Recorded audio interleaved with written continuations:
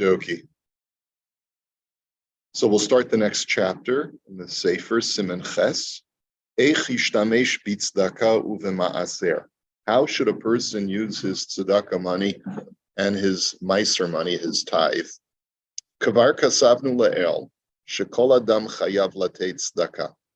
Already mentioned that every person, every Jew is obligated to give tzedakah. Chiyuv zeh mitkayem dafka b'nesina la'aniyim. He says you fulfill this by giving money to the poor. Ulam legabe mitzvahs meiser ksafim nechleku haposkim im himiskayem eskama yedei nesina ledevar mitzvah kamoshi yispayer. But as far as meiser, the money that I tithe, in other words, the 10% that I take, right? Can I use that? Is it only usable for aniyim, for tzedakah, strict tzedakah, or can I use it for other mitzvot as well? Yesh omrim, I hope the answer is I can use it for other things as well, because as we'll see, that's where we're headed, right? But it's not simple. But things like your shul membership, or donating to the mikvah, or other community projects which aren't strictly considered to be tzedakah. Okay. Yesh omrim shemaiser ksafim amnam bi'ikarohu la'aniyim, aval mutar lihishtamesh bo lishar mitzvos she'enon chova alav. He says some say that your meiser is primarily for the poor, but you can use it for other mitzvahs that are not obligatory, kigon aliyah l'torah, like paying for your aliyah, giving a donation after your aliyah, truma lebeis hakneses v'chayotze bo, or membership or donations to your synagogue and the like. Provided aleph isna mitchila kishekibel alatzma mitzvahs meiser ksafim sheyuchal lihishtamish bo l'shar mitzvahs. That number one, let me see what this footnote is. Chasam Sofer. He says number one, that you accepted upon yourself when you committed yourself to tithe that you would be able to use your tithe for that purpose. And number two is daito haisam milchatchila kishi his chayiv b'mitzvah l'shalem es hamitzvah mikaspei hama'aser. That you had in mind when you made a pledge, let's say to tzedakah, or to what we call, let's say to your shul, or when you joined the shul, you had in mind that you were going to use your meiser money to pay those pledges. So if initially when you tithe, you know that you're not going to be using it exclusively for poor, but rather for other mitzvahs as well, that's condition number one. And condition number two, whenever you make the pledge to that other tzedakah, you have in mind that it's going to be coming from your meiser money. V'yesh matirim latet mikasbei meiser l'shar mitzvos af below shehit nakain kishehizcha lahafresh meiser ksafim. He says other people are much more liberal, and they say you don't have to have anything specific in mind in order to allow you to use your meiser money for other mitzvot. D'chol hanosein meiser al dasa minhag nosein, because anyone who's tithing is doing it based on the minhag of people who tithe. V'haminhag hu lahakel bazeh, and the minhag is to be completely lenient on this, to be liberal and allow a person who's tithing to use it for any mitzvah purpose. Ela sha'adayin lechatchila lahasnos merash. But he says it's still a good idea that you should have these things in mind. V'gam ein lahakel ela b'mikrim bodedim kevin she'ikar yu'udo shel hamaiser hu la'aniyim dafka. And he says it's better not to be lenient, except for specific exceptions, because primarily the whole concept of meiser was meant for the poor. V'yesh misha posek shemeiser ksafim hu rak laniyim below mol tonight. And then you have another opinion, quoting Rav Kanievsky, which is very, very strict, and says, no, you can't use your meiser money for any purpose other than the poor. Clearly, that's not the minhag. Okay. Dalet. Bizmanenu ein liknos b'chaspe hameiser svarim k'dei lilmod bahem ulahashilam la'acherim. Now, you may recall we saw this language in the Kitzur Shulchan Aruch, if I could suggest one thing that I'm a bit critical of in this particular sefer is that he is economizing on his words, but not allowing for all of the different opinions to be fleshed out.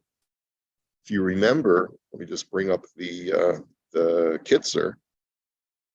The Kitzur had said that one of the things that you can use for Meiser money is to purchase Sfarim that you can have in your library to let people study from, that you can lend out to people. You can have you can purchase a lending library so that, because let's say in your neighborhood, there aren't a lot of Sfarim and you want to be able to lend Sfarim to people. So you could use your Meiser money for that. Here, let's take a look at that again.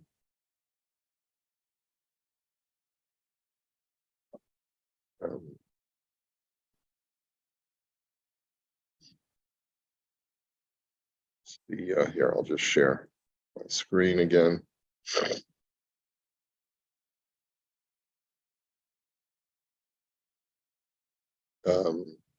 Here, halacha.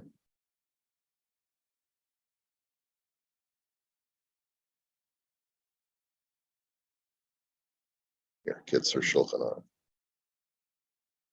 This Zoom thing is not always great. Okay. And let's see, topic.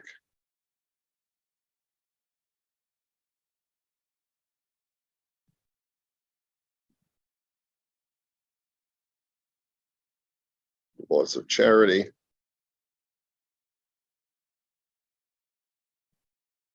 I wouldn't say it's totally different. Most of the Piskei Halacha are the same, but you know, you're going to have, every sefer is going to have its slight nuances of difference.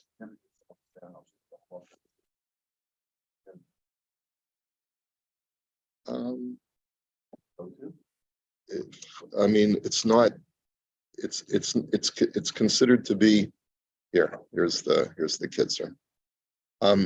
It's considered to be more lightweight in the way that it presents halacha, because it doesn't go into as much detail as the Mishnah Berurah, and that's why some people feel it's certainly not something that you would study. I have a sefer called Kitzur Shulchan Aruch in Piskei Mishnah Berurah. In other words, it's a Kitzur, but it's footnoted to include all of the Piskei Halacha of where the Mishnah Berurah sort of either disagrees or adds an important point. Okay.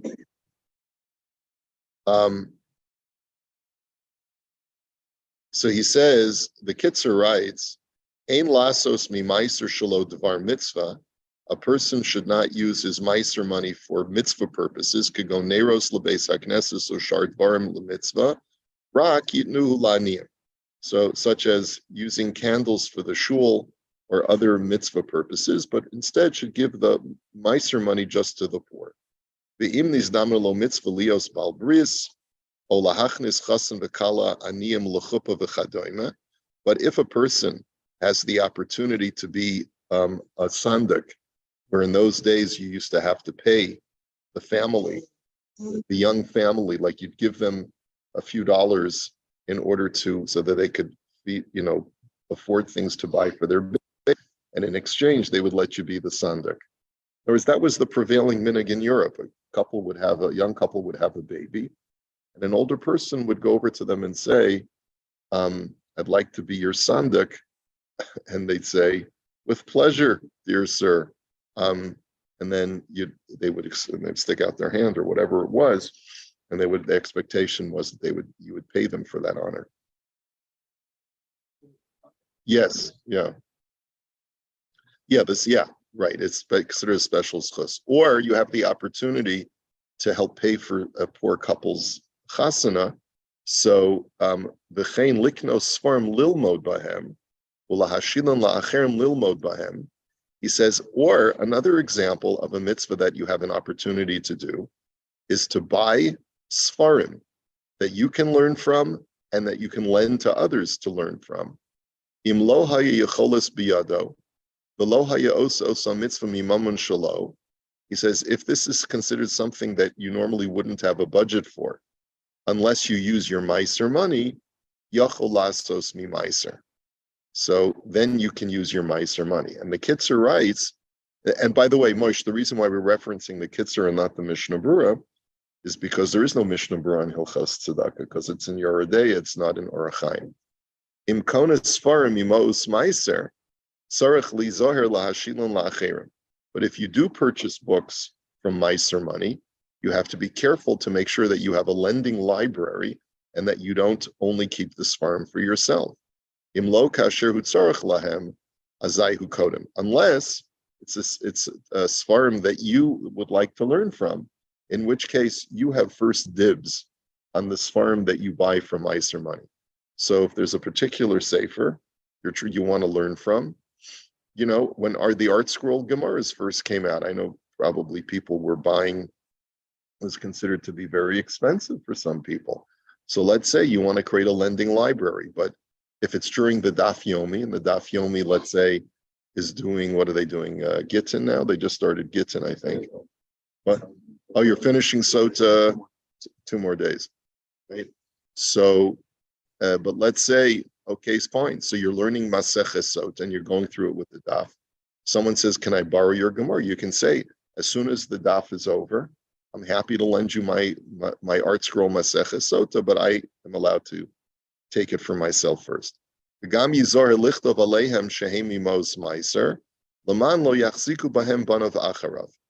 furthermore, you should also be careful to write inside the sefer that this was purchased from meiser money, so that your children do not consider it to be part of their Yerusha, so that when you pass away, your children will know that this is community property and they have to treat those svarim in the same way that their father treated it, which is to lend them out to others.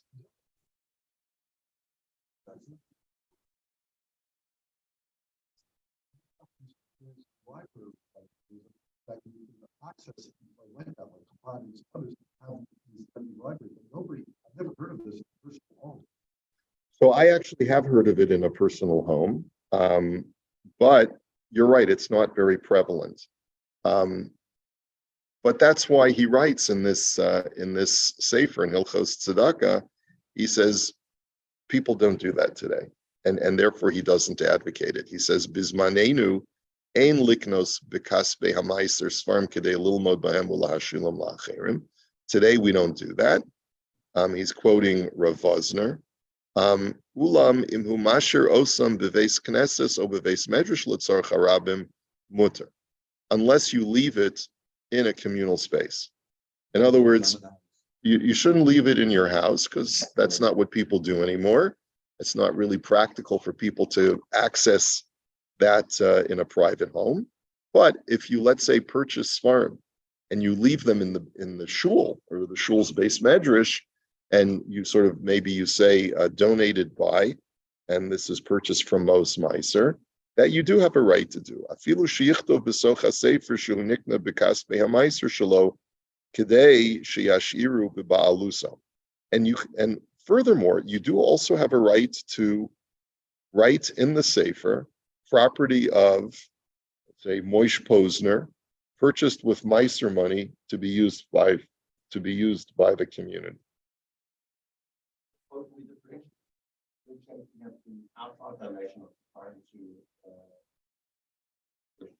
That's right. Right. So you retain possession. And why would you retain possession, practically speaking? Let's say you think, well, one day I'm going to make aliyah, or I'm going to move, or, I want to be able to retain the right to transport these svarim with me, so that if let's say I want to create a lending library in my shul in Ranana when I make aliyah, or wherever that is, I'm going to be able to do it there. Okay, so that would be the thinking. No. That is considered to be for Meiser money. Surely that would be for Meiser money. Yeah.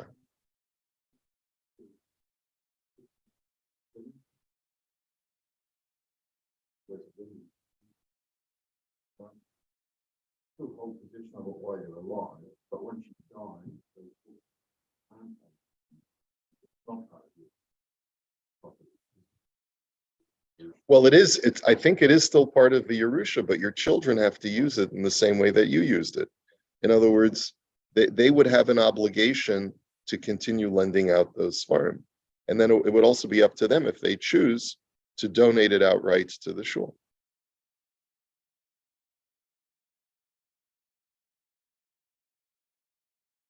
Right. So you can use Meiser money.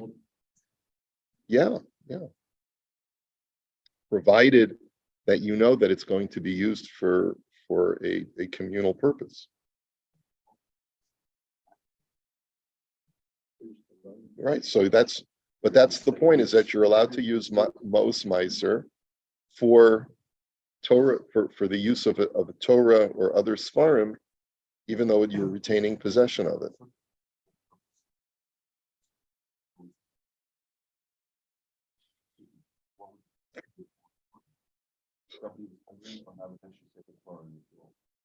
It depends what the needs of the community are. First of all, let's also recall that a person may want to write a Sefer Torah to fulfill the 613th mitzvah of Ksiva Sefer Torah. The chiddush is that you can kill two birds with one stone. You can.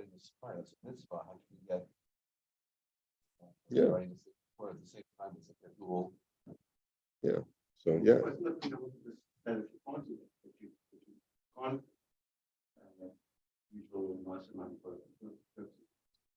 Right. So we're going according to the more. Remember, we saw two opinions. One opinion is that you should use it only for the poor, and the other opinion is that you could use it for other mitzvahs as well. Okay.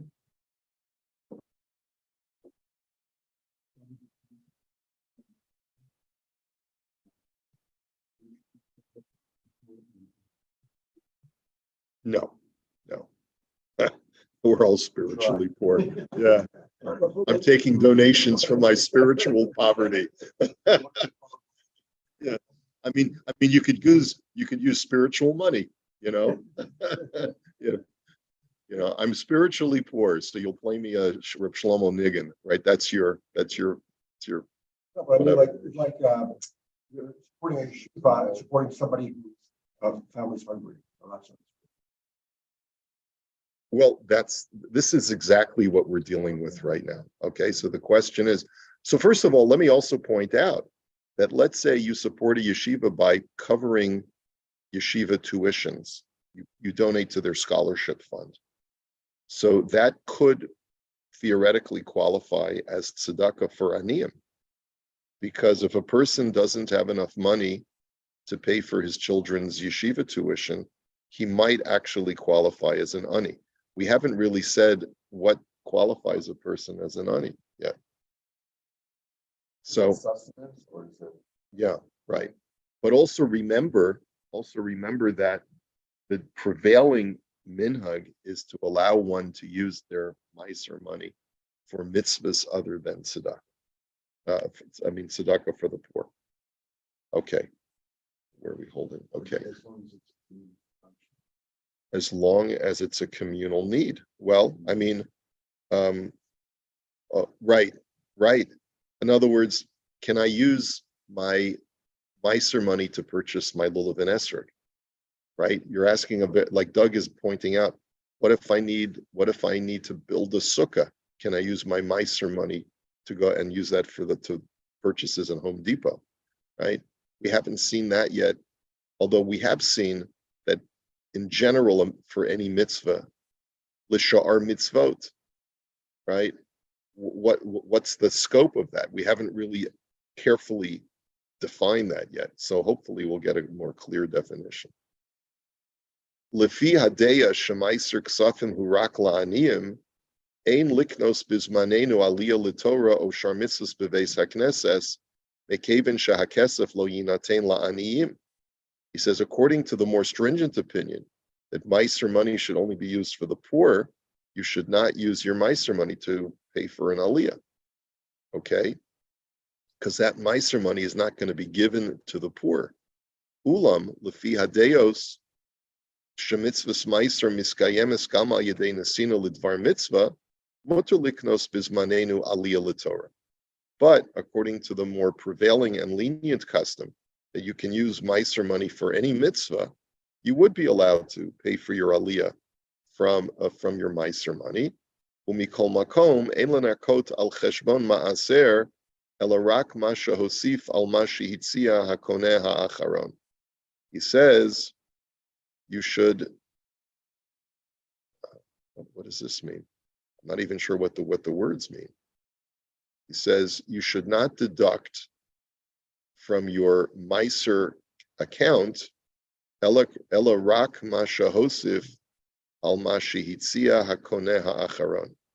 I think what it sounds like is that he's saying is that you shouldn't give an exorbitant amount, but you should give what the standard donation is for purchasing an aliyah. If let's say you want to give a much larger amount, that you shouldn't deduct from your meiser money.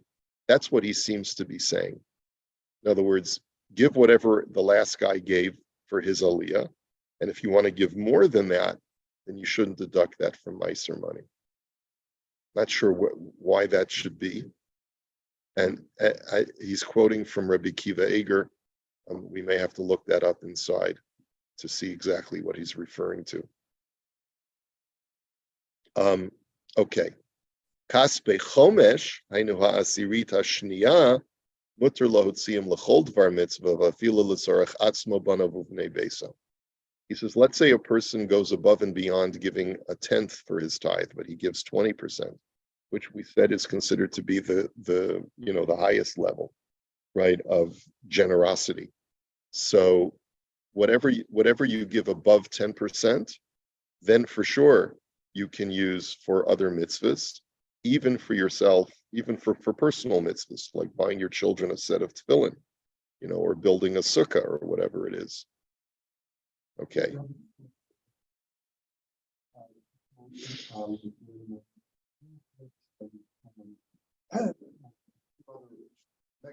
people, something that they were going to do, like 90% of their money to stock out various causes, and you were trying to get other people to join that.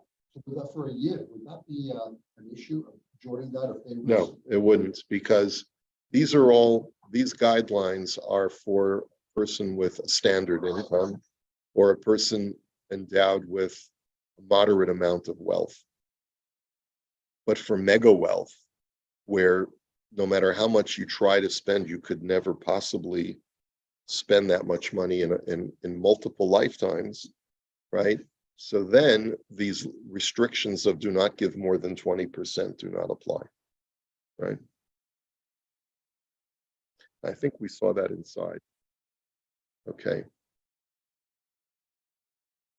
Okay. Next. We should all be zoche. Right. Please, Hashem, test me with this trial of wealth. Yes, right. Yeah. If I were a rich man, right? Okay. Zion. Yizaher she'ilo kiso teva miyuchedes lekasbeit tzedakah u'maiser, v'yichtov aleihem maiser tzedakah. A person should try to be careful to have a segregated place of where he keeps his money, his meiser money. And what I do is I have a separate bank account where it's my charity account. Now I don't strictly give 10% and put it in that account. I used to do that, but it's not practical anymore because a lot of times I like to give tzedakah with my credit card and stuff like that.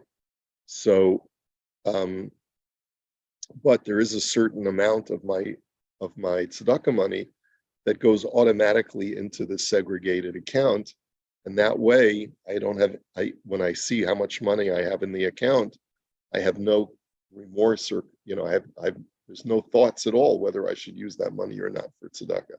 It's there. There's a few thousand accumulated, and I deplete it as needed. Right. Right. I pay for a credit card.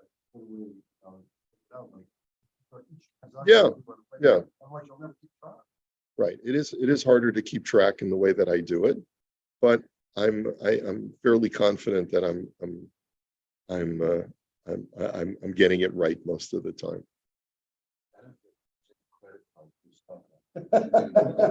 Yeah. Points. Right. Well, what about the tax benefits of giving charity? The fact that you get a rebate.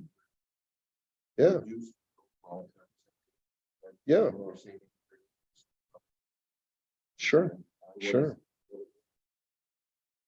It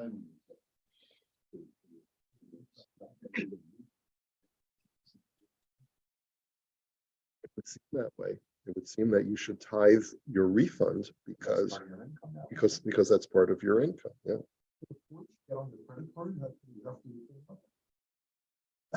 I suppose so, although it's really hard. What are you opening up here? It's really hard. Yeah. And how do you evaluate the value of those points?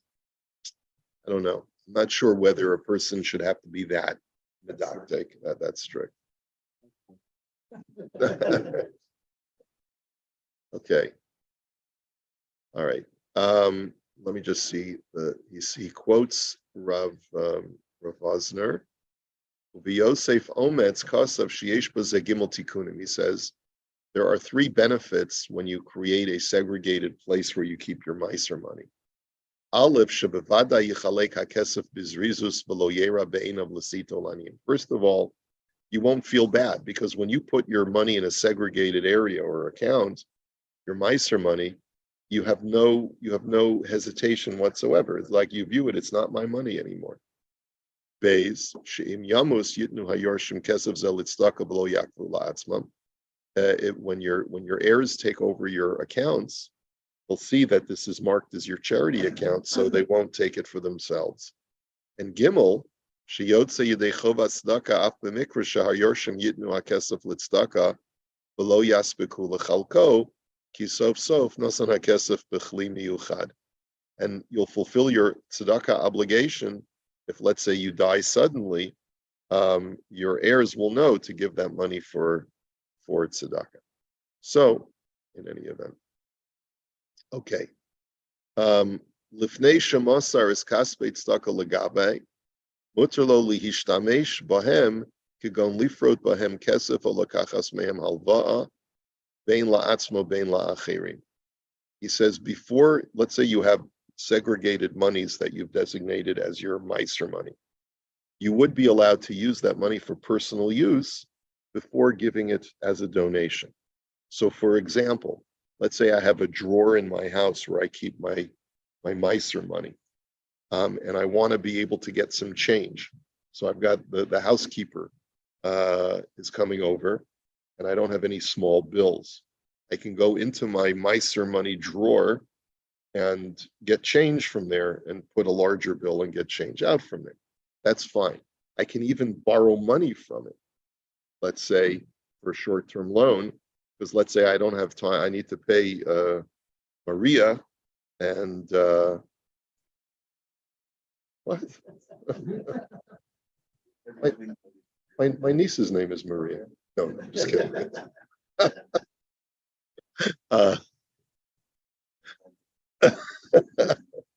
So you need to pay Maria and you don't have any cash.